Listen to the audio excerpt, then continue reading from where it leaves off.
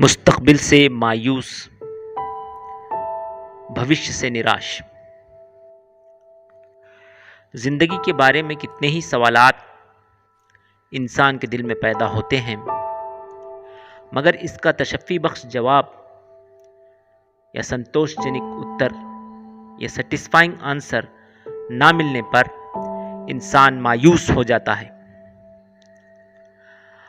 اور اس کی سوچ بدل جاتی ہے۔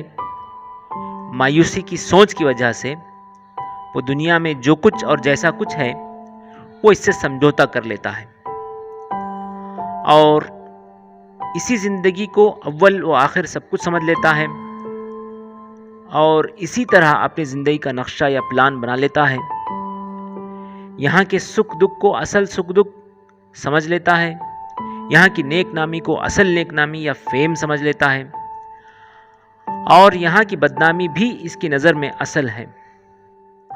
مستقبل سے مایوس یا بھوشیہ سے نراش ہو جانے کے بعد بھی انسان کی الجھنوں کا خاتمہ نہیں ہوتا۔ اس مفروضے یا کلپنا کو حقیقت یا سچ مان لینے کے بعد بھی زندگی کے متعلق بنیادی اور ٹھوس سوالات اپنی جگہ باقی رہتے ہیں۔ اس حالت میں اسلام ایک طرح سے ان بنیادی سوالات کا کافی جواب اور سیٹسفائیڈ آنسر دیتا ہے جو جیون اور سنسار کے بارے میں پیدا ہوتے ہیں۔ زندگی کے بارے میں بنیادی سوالوں کا ایک آشاوادی یا امید بڑھانے والا جواب کی صورت میں اسلام ہمارے سامنے آتا ہے۔ اس لیے وہ ہماری توجہ اور فکر، احساس اور تجربے کی چیز بن جاتا ہے۔ اسلامی تعلیمات کے حساب سے یہ دنیا ایک صاحب اختیار و شعور ہستی یعنی سرو شکتیمان اور سرو گنانی نے بنایا ہے۔ یہ کام بے وجہ نہیں کیا گیا بلکہ اس کے پیچھے ایک بڑا مقصد ہے۔ اس مقصد کو پورا کرنے کے لیے کائنات یا سنسار تیزی سے کام کر رہا ہے۔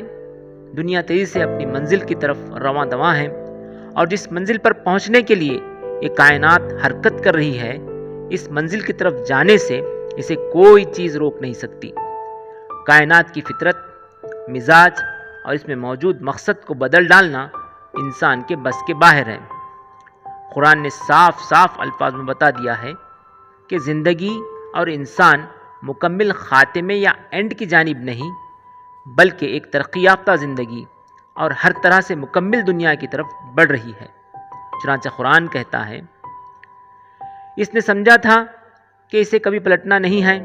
پلٹنا کیسے نہ تھا، اس کا رب اس کی کرتوتوں کو دیکھ رہا تھا۔